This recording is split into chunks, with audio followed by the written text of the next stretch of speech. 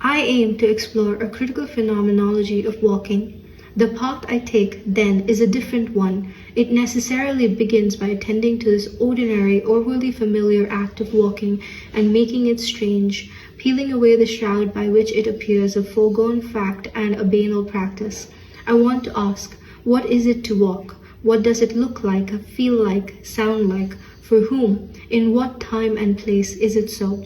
How is walking experienced subjectively and intersubjectively insofar as we walk before, behind, and beside one another? I want to attune myself to the way we walk in a world, or to the worldliness of our walking. What are the social values and structures that inform and give form to who walks, where, and how they walk? How is it that our walk differs depending on the we who walks? But also, how is walking itself a worlding?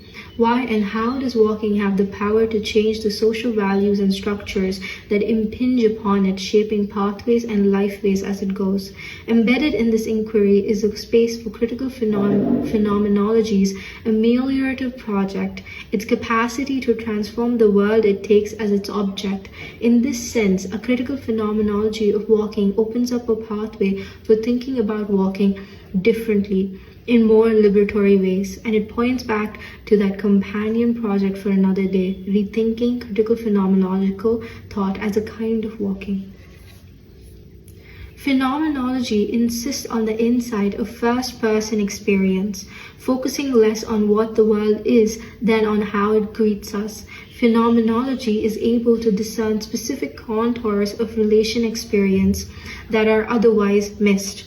Critical theory, however, insists on the revelatory character of social structures and institutions, focusing less on how we feel and experience things than on how we inherit structures of meaning and value before we are even conscious. Critical theory is able to identify social forces and power relations that organize our world in advance.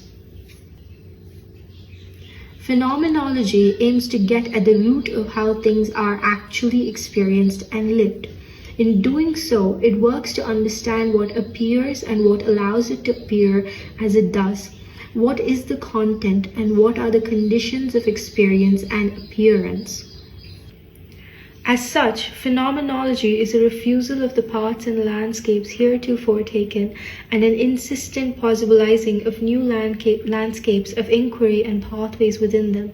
Traversing those new landscapes requires for Merlis Merleau-Ponty a different manner and style of thinking, a different movement entirely. Rather than replicating the spiralized structure of a reflection that only ever returns